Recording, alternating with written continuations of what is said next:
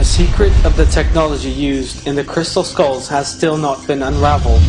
On January 1st, 1924, Britain's Anna Mitchell Hedges discovered a crystal skull beneath an altar in a pyramid temple in the lost Mayan city of Ubantan. The skull was the same size as a genuine human skull and consists entirely of transparent quartz. Since the crystal contained no carbon, the skull was subjected to a range of tests by scientists from the world-renowned company Hewlett-Packard. The results stunned the scientists. One of them described these unbelievable results in the words, "This skull should never have existed."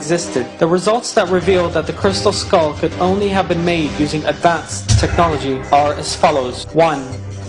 A team of scientists revealed that the skull has been made out of a form of quartz known as piezoelectric silicon dioxide, used in the current telecommunications sector and with a higher memory capacity than other. Latest microprocessors are made from the same substance. Even more striking, however, is the fact that this form of crystal was only discovered in the 19th century. 2. This crystal, piezoelectric silicon dioxide, is both negative and positively polarized.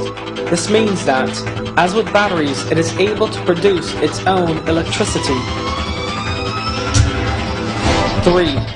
Scientists used a series of polarized test slides to establish that the cranium and the lower jaw of the skull, in the form of two separate components, were made from the same block of crystal rock. Considering that quartz crystal is softer and more brittle than diamond, the fact the skull was carved from a single piece of crystal, which is almost impossible, amazed scientists. 4. Under the microscope, scientists found no trace suggesting that modern automatic equipment or mechanical devices had been used on the skull.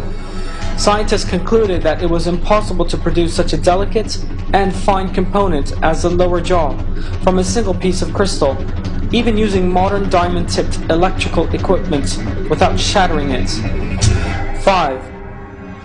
Scientists calculated that the crystal skull could have been made without any equipment, abrading it with a piece of diamond, but that this would have needed several generations over a period of some 300 years.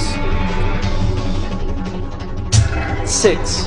Present-day crystals are carved around their axes because crystals have a molecular symmetry. In order not to break the crystal, it has to be cut in line with the natural structure, its molecular symmetry, in other words.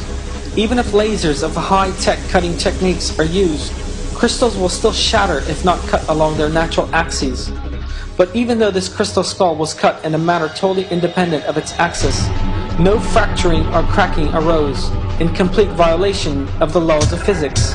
7. Scientists were also astonished by the skull's optical features. As a result of the Hewlett-Packard tests, scientists realized that the skull had interesting optical properties. Light applied from beneath the skull should normally be refracted in all directions, but in this skull it formed a channel focusing on the eye sockets and emerging from these. 8.